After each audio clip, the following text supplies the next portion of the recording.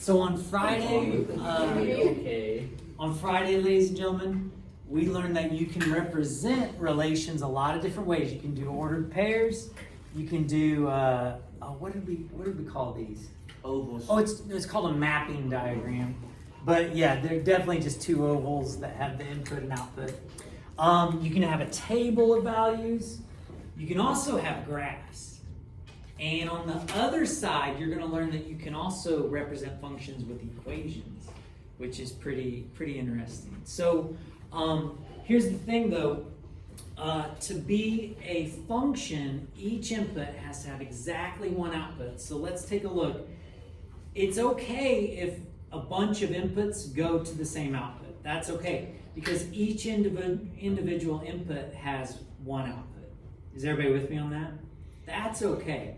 But what's not okay is when 4 goes to 0, but later it goes to 3. That is not okay. That's why that is not a function. On C, why is that one not a function? There's 2 zeros. They go to different. There's 2 zeros and they go to different things, don't they? They go to different things.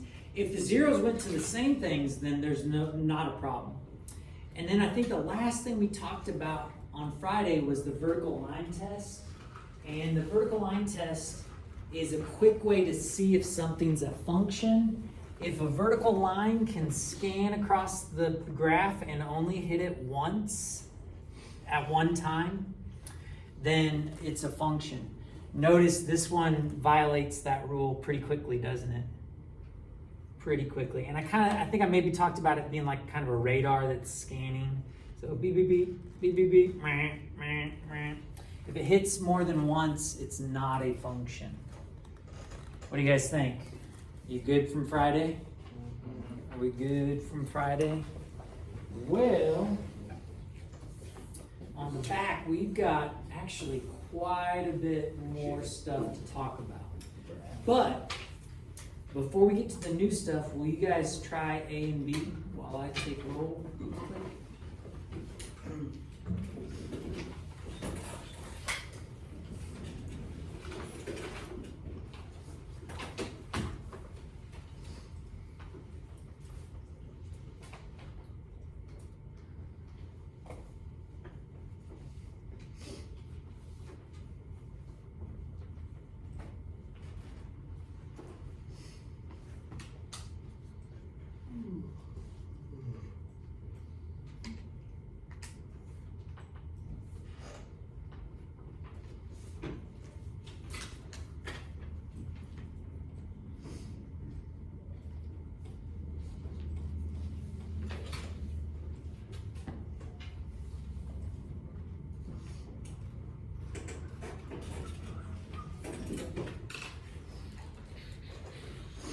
Do you have the paper from Friday? Let me see if I can get an extra.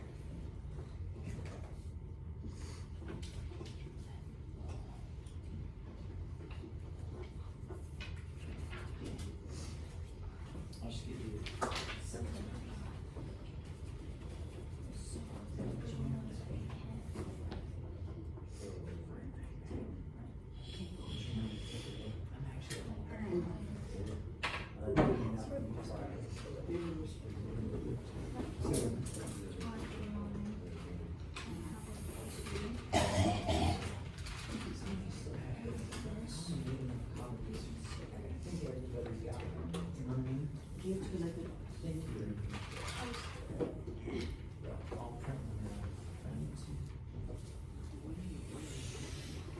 Well, class, what do you think? Is the first one a function or not? It's a function. I heard one person say it is, one person say it's not.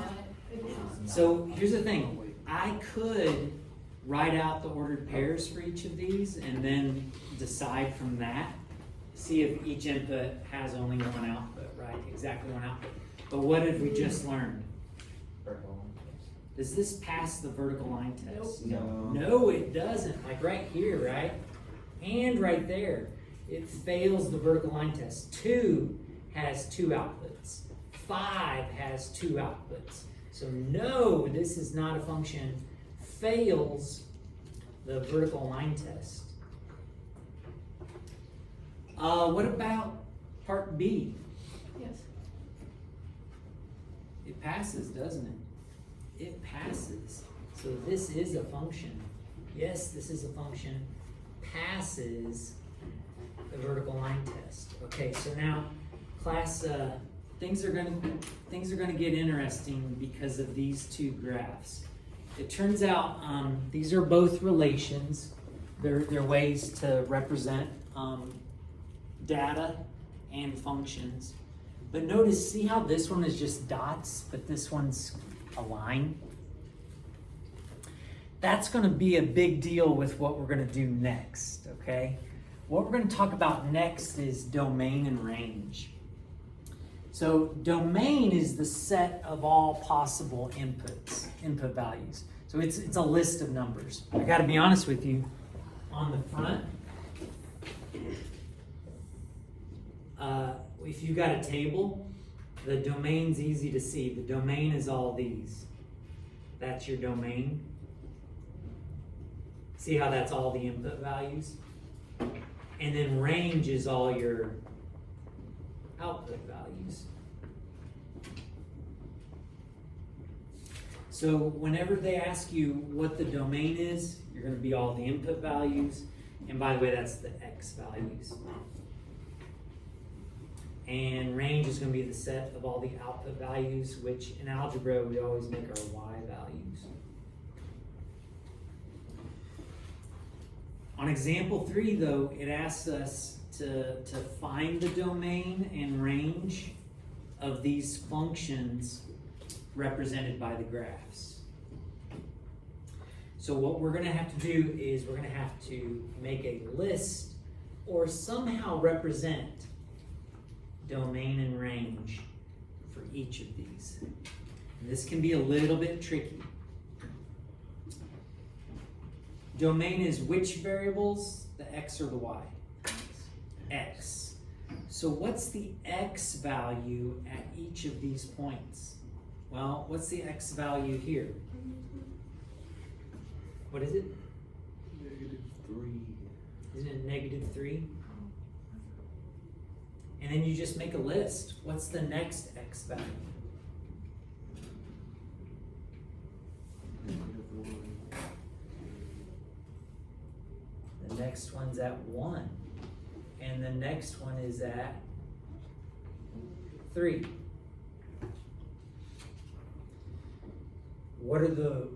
What's the range? Well, the range is going to be a list of all the outputs, and the outputs are the Y values. What's the Y value right here? -2. Stokes is on a roll. -2. What's the Y value right here? 0. 0. Y value right here? 2. 2. And finally up here, 4. 4. And that, my friends, is domain and range. If it helps you, if you want to see like your X and Y values easier, what you can do is just write out the coordinates for each point. And you can see the X values, whoops. You can see the X and Y values really clearly that way. And be like, oh yeah, 3, 1, -1, -3. But you can also get your domains by looking at the X values right there. Any questions on that? So, by the way, this is called discrete data. You don't have to know that vocab there, but discrete is when they're not connected. See how those dots were separate? They were dots. If they're connected and there's no breaks in it, it's called continuous data.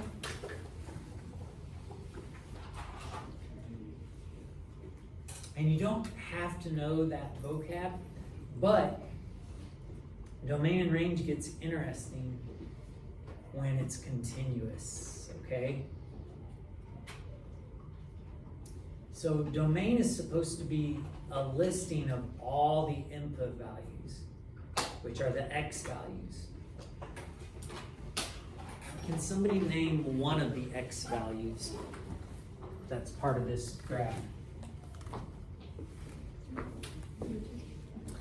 2 would be, because 2 is right here, and 2 up 1 is a coordinate on the graph. What's another x value? -1, right there. No, I mean -2. A -2. So -2 is at the end, isn't it? What's at the other end? 3. 3, isn't it? Aren't all the x values every number between -2 and 3? We need to represent that. We need to represent every number between -2 and 3. Do you know how we're going to do that? We're going to use an inequality. We're going to say -2, the x values go from -2 up to 3. They were x values. But to describe it, we're going to say the x values can be greater than or less than 3. Less than 3. Because it's a dot, guess what we're going to say? Less than or what? Or equal to. And the x values are what compared to the -2? Greater than or equal to -2. So when it's continuous, you're going to do an and inequality.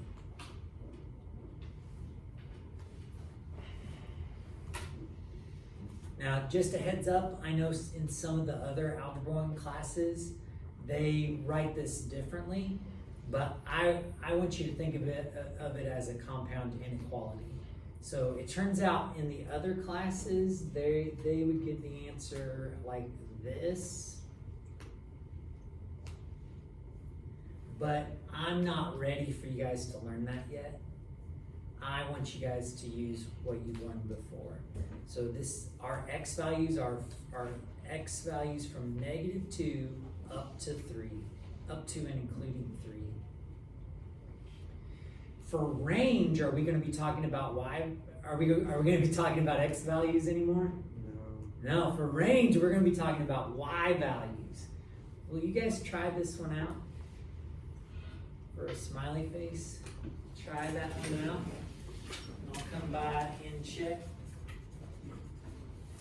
So, Deb, if you didn't find it, I'll give you the worked out notes here in a second, okay?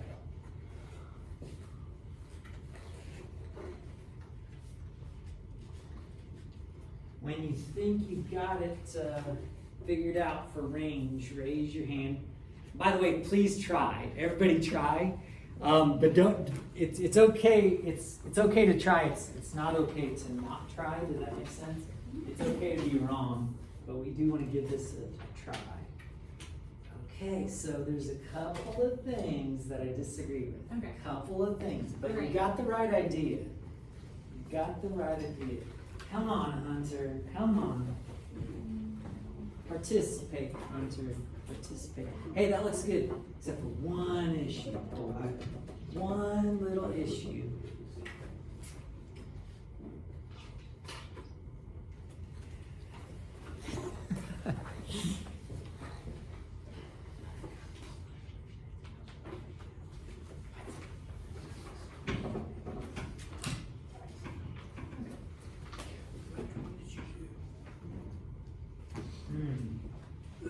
There's a little issue there.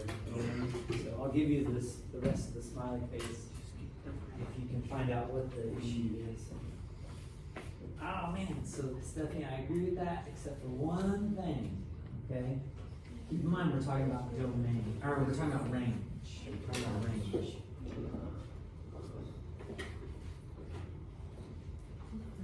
You got it? Yeah, you do. Oh wait, that was me. That's so funny. I just gave myself a smiley face over there. Yeah, there we go. There we go. I almost agree.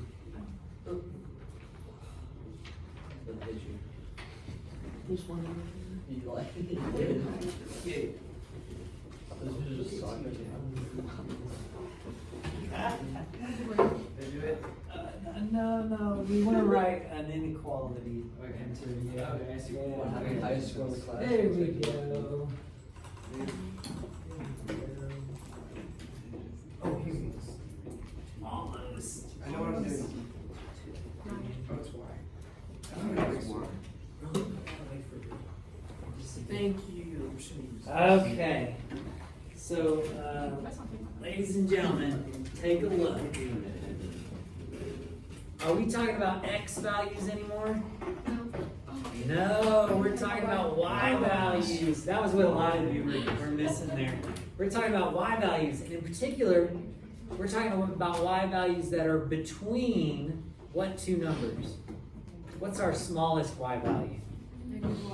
-1. What's our biggest Y value? 2. 2. Can everybody see that? Yeah.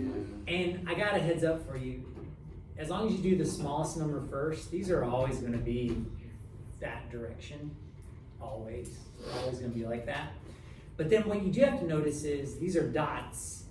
So what do we need to add to these? Equal to. So this says that Y is between -1 and 2 inclusive. It includes -1 and 2. The longer way of saying it is Y is less than or equal to 2 and Y is greater than or equal to -1. So here's the thing, your practice today only has one question like this, but this shows up on our quiz and it shows up on our tests. So what I'm gonna do is just kind of give you, you know how we used to do problem of the day every once in a while? I'm gonna have a problem of the day where we do one of these every day for the next few days. Does that kind of make sense? Because I want to make sure that we get the hang of it. Okay, so the last thing that we're going to talk about today is identifying independent and dependent variables. And so you're familiar with this from science, I bet. It's a similar sort of thing. But I just want to let you know that the independent variable represents the input values, and that's almost always the X values. Is everybody with me on this? You normally don't have to think about it. You're just like, hey, it's the X values. And the dependent variable is almost always what? The Y, yeah. Almost always the Y values.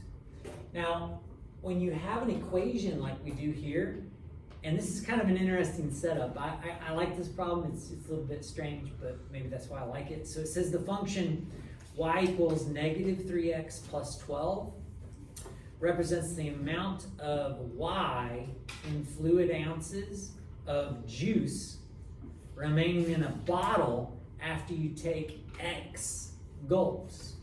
Well, think about this. Which is the independent variable? Which is the dependent variable? Well, can't you take as many gulps as you want? That's independent. But the amount in the bottle is going to depend on what?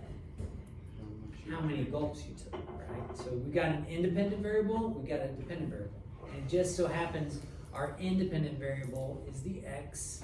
It's the number of gulps you take. And the dependent variable is the amount of juice remaining in the bottle, and that's going to be y in this situation. And this does make sense to me because see how they're subtracting this each time? Doesn't it make sense that there'd be less juice in the bottle after each gulp? Doesn't that make sense? Yeah. How many ounces are we starting out with, apparently? If we had 0 gulps, how much is in the bottle? 12-ounce bottle. 12-ounce bottle. All right, so here's what they want us to do with this. They tell us that the domain is 0, 1, 2, 3, and 4. And they're asking us, what is the range? Well, to help us find that range, we're just gonna use our inputs and determine what the corresponding output is. So for an input of 0, we're gonna go -3 times 0 plus 12. What is -3 times 0 plus 12? I think I heard somebody say it. It's 12. It's 12. After the first gulp, how much is left? 9. 9 ounces are left. After the second gulp, how much is left? 6. 6 ounces are left. After the third gulp, 3. 3 ounces is left. And then after the fourth gulp, 0. you done drank all your juice, didn't you? Yep, you done drank it all. All right, so class, they're asking, what is the range? Well, what were the outputs?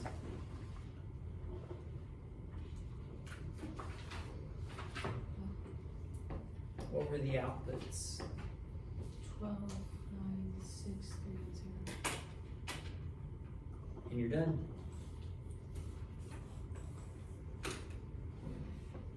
So class, we kind of covered a lot in this lesson. We talked about relations and how to represent them. We talked about special relations called functions. We learned about the vertical line test.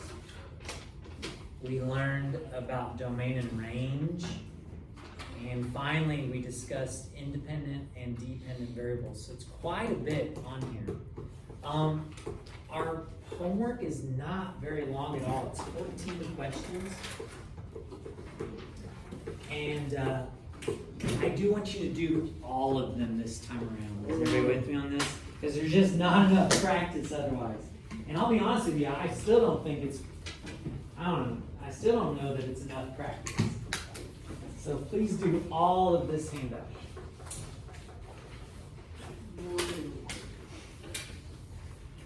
Woo.